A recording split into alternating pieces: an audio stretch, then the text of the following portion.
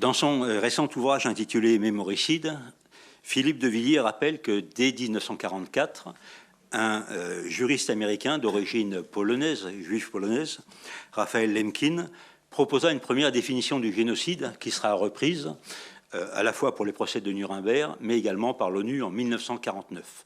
Je cite, « Il y a génocide quand 3 éléments cumulatifs sont recensés, l'extermination partielle ou totale d'un groupe humain, d'un type social, racial, politique ou religieux, à partir d'un plan conçu, contrôlé par l'État. » Outre les victimes du populicide vendéen, nous prétendons qu'il exista au cours de la Révolution française un autre groupe voué à disparaître et qui fut l'objet de cette action de la Révolution, c'est-à-dire la noblesse d'Ancien Régime, qui est vouée à la juste colère du peuple, qualifiée comme aristocrate, c'est-à-dire un terme qui désigne tout d'abord les membres de la cour avant d'être étendu à l'ensemble des représentants de la noblesse, cette race honnie, selon les termes de l'époque, qui devint dès lors la cible des attaques politiques et surtout des massacres et des assassinats perpétrés entre 1789 et 1792. Je vous rappelle, le premier étant le gouverneur de la Bastille, M. Delaunay, et 3 officiers dont la tête fut tranchée et promenée au bout d'une pique. Pour citer Danton, peu importe qu'il soit coupable s'il est aristocrate. Cela va déclencher une première vague d'émigration, c'est-à-dire de sortie du royaume d'une partie de la noblesse qui va chercher à se réfugier hors du royaume, à Turin. C'est le cas du frère puiné du roi Louis XVI, le comte d'Artois, et de son oncle, le prince de Condé, dit le seul militaire de la famille.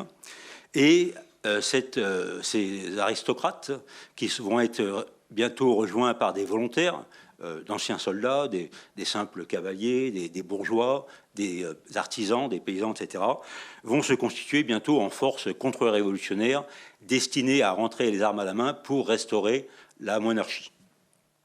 La première loi relative aux émigrants date du 6 août 1791, c'est-à-dire 2 mois après l'échec de la fuite du roi à Varennes, et elle fut abrogée dès l'adoption de la première constitution de la France, le 3 septembre 1791, et le décret de référence du 1er août, qui interdisait la sortie du royaume pour suspicion d'émigration. Et ce décret fut révoqué le 14 septembre, au lendemain de l'adoption de la Constitution par Louis XVI. Je rappelle que la première Constitution française ne remonte pas à la Première République, mais au règne de Louis XVI. Comme nous allons le voir, eh bien, on va alterner le fait de pousser les émigrés, les nobles, vers la frontière, et ensuite de les empêcher ou bien de rentrer ou de sortir du royaume. On entendit dès lors par émigration et émigrés, terme apparu dans le décret du 28 décembre 1791, l'ensemble des forces contre-révolutionnaires. C'est-à-dire que bientôt, le terme engloba non plus seulement la noblesse, mais tous les volontaires, y compris les soldats étrangers, de plusieurs régiments étrangers qui vont également lutter pour la restauration des Bourbons. Et tous ces gens-là vont être englobés sous le même terme.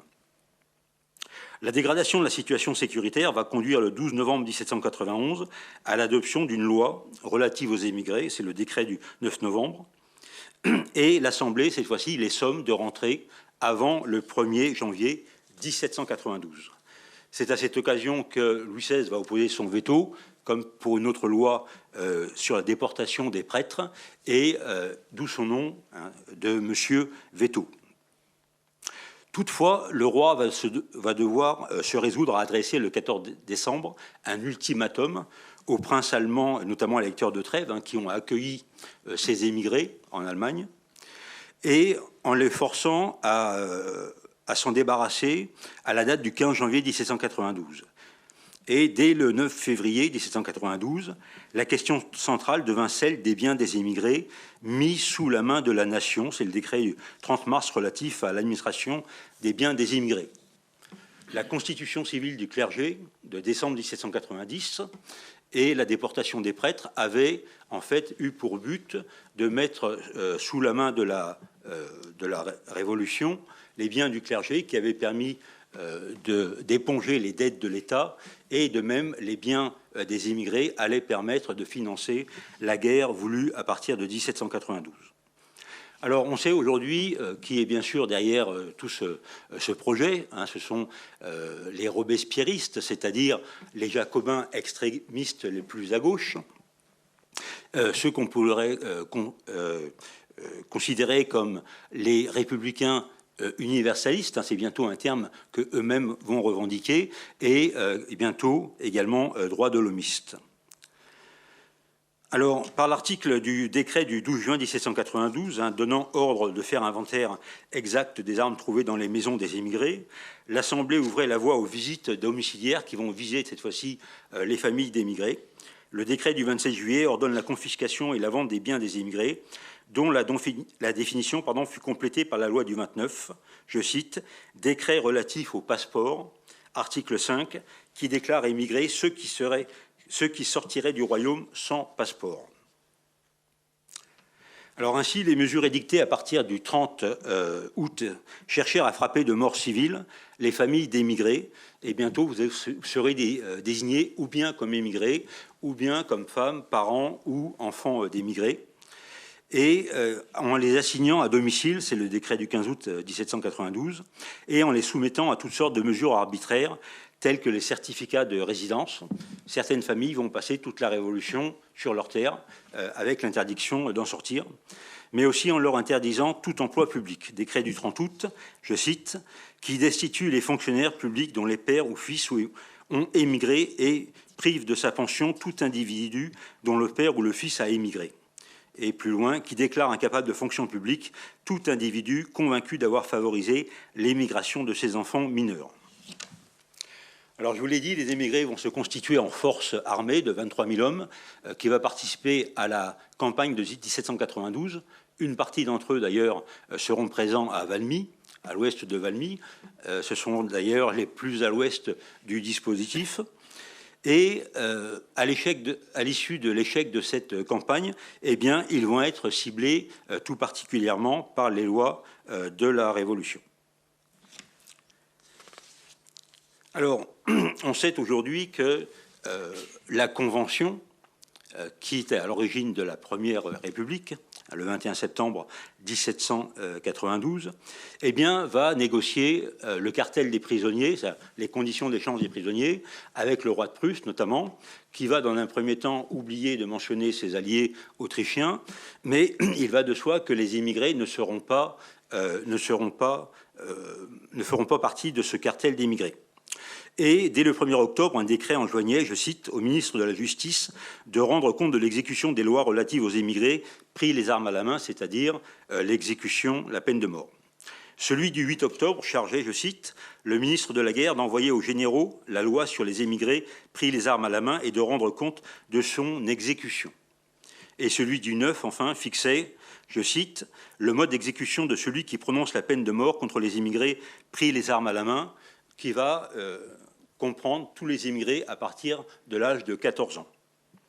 Et c'est donc le 20 octobre 1792 que 13 immigrés ayant cherché à rentrer en France, hein, ce qui était se condamner soi-même à la peine de mort, vont être pris. Sur les 13 immigrés, il y avait 4 domestiques qui vont être graciés et incorporés dans les forces de la République, tandis que les 9 autres, hein, dont des bourgeois, vont être exécutés. C'est la première exécution qui a lieu en face de l'hôtel de ville, place de Grève, et j'ai retrouvé au musée Carnavalet une gravure d'époque de cette première exécution. Alors l'historien Robert Allen a démontré que quelques jours après la loi du 19 mars prise contre les Vendéens et autres réfractaires opposés à la levée en masse de 300 000 hommes, je cite, « La Convention adopta une mesure législative encore plus consistante, la loi des 28 mars et 5 avril 1793 contre les immigrés. Préparée avec le plus grand soin, elle joua un rôle important dans le processus qui conduisit à la terreur et constitue une des dérives les plus significatives du système judiciaire institué par l'Assemblée constituante. La loi du 28 mars 1793 déniait aux personnes soupçonnées d'émigration le droit à un procès par juré. Les députés proclament que les immigrés sont, je cite, « bannis à perpétuité du territoire français, ils sont morts civilement ». Ces mots, imprimés en italique dans la loi, confirmaient les nouvelles notions judiciaires inaugurées par la loi du 19 mars, des lois d'exception. ils annonçaient une multiplication rapide du nombre des non-citoyens privés de leurs droits légaux en raison de leur forfait présumé. Dorénavant, les personnes accusées d'émigration étaient jugées par des tribunaux criminels sans jury. De tels procès étaient de simples formalités où l'on se contentait de vérifier les faits. Si le nom du prévenu figurait sur la liste départementale des émigrés et que des témoins confirmaient son identité, il était condamné et exécuté dans les 24 heures. Alors j'ai vérifié moi-même, entre 1791 et 1818, il y aura 350 lois, arrêtés, décrets pris contre les émigrés, dont les 2/3 environ visent uniquement la vente des biens des immigrés. Tout y est détaillé, les biens fonciers, les animaux, les armes, tout ce qui revient à l'État, les œuvres d'art, les livres, etc. etc. Alors, cette loi d'exception va entraîner, si vous voulez, un certain nombre de crimes de guerre à l'encontre des immigrés. Au cours des années 1793 à 1795, il y aura environ 1500 émigrés, précisément, qui vont être fusillés, exécutés, sachant que les blessés étaient massacrés sur place, et certains généraux, tels que Vandamme dans ses mémoires, et dans une lettre adressée au Moniteur, se vantera même de se passer de la commission et d'exécuter lui-même les émigrés devant ses troupes. Alors, ce qu'il faut retenir, simplement, c'est qu'à cette époque-là, si vous voulez, toutes les lois vont viser à la même chose. 3 morts pour les émigrés. La mort civile, la mort physique et enfin la mort économique, sans compter, bien sûr, le mémoricide, puisqu'on va essayer d'effacer jusqu'au nom des familles de ces immigrés. En 1795 survient un certain nombre d'événements fortuits qui vont voir, en fait, la question des émigrés basculer. Alors, je vous rappelle que le 3 octobre 1795, un certain général Bonaparte, qui n'a rien à faire à Paris, va être appelé par Barras pour sauver la Convention. Il va canonner les royalistes à Paris devant l'église Saint-Roch, ce qui n'empêche pas, 3 semaines plus tard, la Convention de tomber et de donner naissance au Directoire. Ce Directoire, peu de temps après, va voir un premier, non pas triumvirat, mais trio se former. Barras, qui est un ancien noble de la Provence, qu'on va bientôt surnommer le roi de la République, Joséphine de Beauharnais et sa maîtresse, qu'il va bientôt pousser dans les bras de Bonaparte. Alors, entre 1795 et 1799, le traitement des immigrés par les forces de la République va changer du tout au tout. C'est-à-dire qu'après les exécutions de Quiberon, 750 exécutions dont 630 émigrés, les troupes républicaines refusent désormais d'exécuter. Parfois, ça coûtera la tête de certains généraux, comme Custine, par exemple, ou Houchard.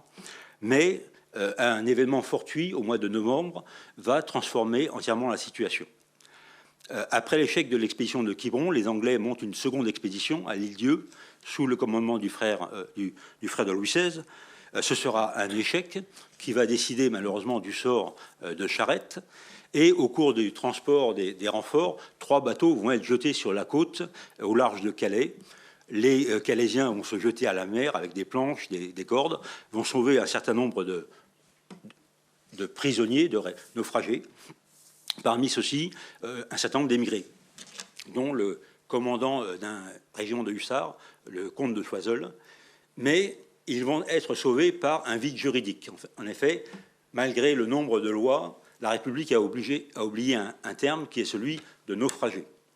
Et en fait, ce vide juridique va bénéficier à ces immigrés et à Bonaparte.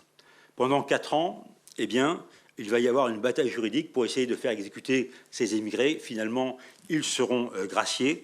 Et en 1799, à son retour d'Égypte, eh bien, c'est la première chose que fera Bonaparte, puisqu'il revient déjà avec en tête un plan conçu, redresser la France. Et pour ceci, il y a 2 axes très simples: faire la paix au dedans, faire la paix au dehors. La paix au dedans, c'est la pacification de l'Ouest, qui va être réalisée entre décembre et février et avril 1800. La deuxième, c'est rétablir la religion, qu'il fait dans le même temps, ce qui va préparer le chemin, si vous voulez, au Concordat de 1801. Et le troisième élément, c'est faire entrer les immigrés. Il le fait à partir de la pacification de l'Ouest. Il réintègre les 20 départements qui, jusqu'à présent, avaient un statut d'exception. Et il fait rentrer les religieux. Il rétablit non pas la religion catholique, mais la liberté de culte, dont il va bientôt lui-même donner l'exemple. Et il prépare ainsi le consulat à vie et surtout le Premier Empire. Alors, avant 1802, il va prendre des mesures pour faire la paix avec l'Angleterre, donc c'est le traité de Lunéville, et il fait en sorte que les derniers émigrés les plus réfractaires, alors que 48 000 sont déjà rentrés, eh bien, se décident à déposer définitivement les armes et à rentrer. C'est la fin de l'armée de Condé, qui est licenciée en février 1801 en Autriche, en Styrie, et qui va accepter les termes du décret du 18 Frimaire en 8, qui va en fait accorder le retour à la condition de prêter serment de fidélité au premier consul avant le mois de novembre 1802, d'une part, et qui vont accepter de se soumettre pendant 10 ans à une surveillance par les forces de police. Alors, dans ses mémoires, Fouché dit « La liste des immigrés qui formait 9 volumes, qui avait été ouvert en juillet 1793, présentait une nomenclature d'environ 150 000 noms sur lesquels il n'y avait plus qu'à régler le sort de 80 000 au plus. Le reste était successivement rentré ou avait péri. » Alors, en conclusion, je rappellerai qu'entre 1794 et 1799, l'affaire des immigrés, si vous voulez, est une affaire avant tout politique, de règlement entre la branche la plus à gauche, les républicains, comme je l'ai dit, robespierristes, républicains universalistes et droits de l'homiste, et la branche la plus à droite, qui est éventuellement favorable au retour des Bourbons, ou en tout cas à un nouveau régime autoritaire qui permettra de redresser la France. Alors, le Senatus consulte donc du 26 avril 1802, ce qui est l'acte d'amnistie des émigrés, fut un compromis entre Bonaparte et Fouché. Fouché, qui était le ministre de la police depuis 1796, mais qui était lui-même un ancien régicide, un agent terroriste de la Convention lors du massacre de Lyon, et qui s'était enrichi grâce à l'acquisition des biens nationaux d'émigrés. Quelques mois donc avant que le premier ne se débarrasse du second, en fondant les 2 ministères de la Justice et en mettant à sa tête un conseiller d'État, Régnier, ce qui va lui permettre de momentanément écarter Fouché. Et en écartant Fouché, ce qu'il écarte, c'est en fait, si vous voulez, les héritiers de cette révolution et surtout de la Convention et de la Terreur. Mais si Bonaparte et Fouché s'étaient accordés sur la mesure de justice et de clémence que représentait l'amnistie, le dernier avait réussi à ménager l'avenir, non pas seulement le sien, mais celui de la République, en posant, je cite, « que l'amnistie est destinée à effacer le délit dont le prévenu s'est rendu coupable en émigrant au préjudice des défenses portées par la loi de son pays, ce qui tendait, je cite, à prouver que non seulement la culpabilité précède le pardon, mais que le pardon lui-même n'efface pas entièrement le crime dont se sont rendus coupables les émigrés envers leur patrie. » Ainsi, et en particulier pour les historiens des régimes successifs hostiles à la monarchie, afin de magnifier la République et ou l'Empire qui en avait hérité, les assassinats et autres massacres, les crimes de guerre, le populicide vendéen, etc., et les crimes contre l'humanité commis entre 1792 et 1799 se trouveraient absous par le crime supérieur qui leur était opposable, c'est-à-dire celui de la contre-révolution au nom des principes universels de liberté, d'égalité et de fraternité, terme qui sera exclu, je vous le rappelle, de la Constitution de 1794, justifiant jusqu'à aujourd'hui l'impossibilité d'imaginer la seule évocation, sinon d'une repentance politique au niveau national, du moins d'une simple reconnaissance des faits historiques. Je vous remercie.